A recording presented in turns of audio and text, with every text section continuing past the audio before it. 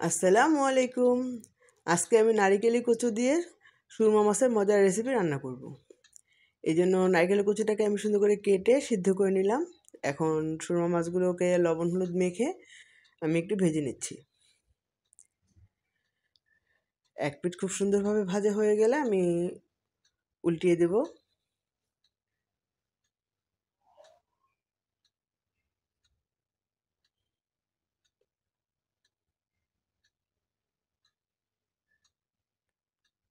এটাকে কেউ বলে টোনা মাছ, কেউ বলে সুরমা মাছ, কেউ বলে রূপসা মাছ। এক একজনে এক এক নামেই ডাকে এই মাছটাকে।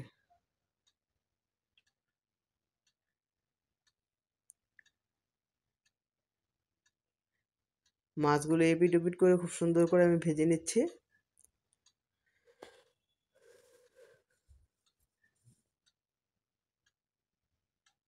মাছটা পুরোপুরি ভাজা হয়ে গেলে এখন আমি সবগুলো মাছ উঠিয়ে নেব।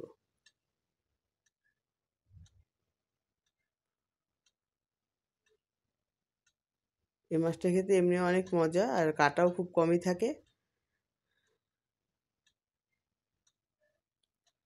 এখন সেই একই কড়াইয়ের মধ্যে আমি দিয়ে দেবো কিছু পেঁয়াজ কুচি।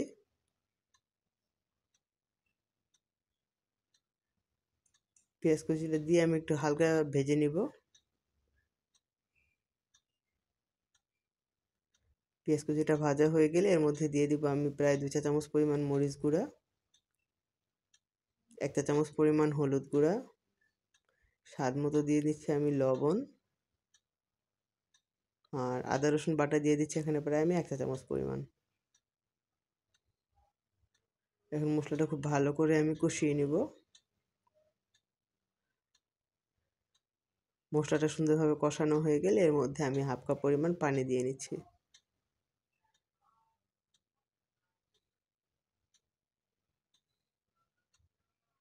মশলা সুন্দর কষানো হয়ে গেলে, পানি দেওয়া হয়ে গেলে এখন আমি এটাতে বলক চলে আসলে এর মধ্যে আগে থেকে সিদ্ধ করে রাখা নারকেল কচুটা এখানে দিয়ে নিলাম।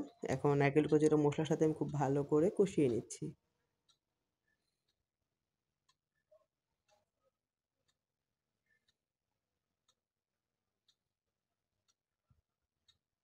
এখানে আমি হাফ কাপ পানি দিয়ে দিচ্ছি কষানোর জন্য, আর দিয়ে দিলাম কয়েকটা কাঁচামরিচ। আমি এখানে কিছু কুচো কাঁচামরিচও দিয়েছি আর কিছু সম্পূর্ণ আলাম কাঁচামরিচও দিয়ে দিয়েছি। এখন আমি ঢাকনা দিয়ে রান্না করব প্রায় 5 থেকে 7 মিনিট।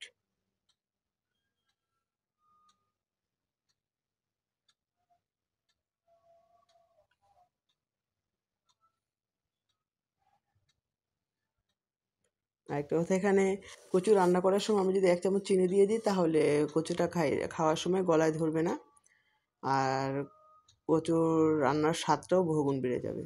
এই জন্য এখানে আমি প্রায় 1 চা চামচ পরিমাণ চিনি দিয়ে নিচ্ছি। এখন আমি এখানে প্রায় 1 মগের মতো গরম পানি দিয়ে নিলাম।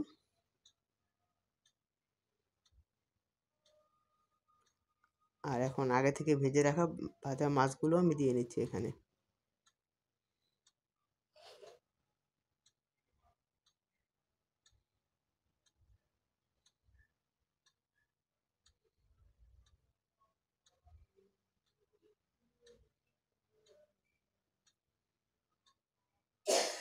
ঢাকনা দিয়ে রান্না করব আমি আরও কিছুক্ষণ এটাকে।